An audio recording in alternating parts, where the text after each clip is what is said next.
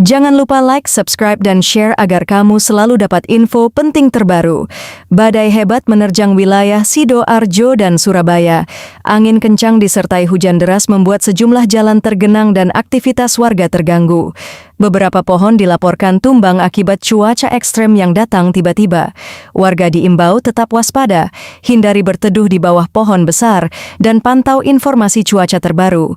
Tetap jaga keselamatan, karena cuaca bisa berubah sewaktu-waktu.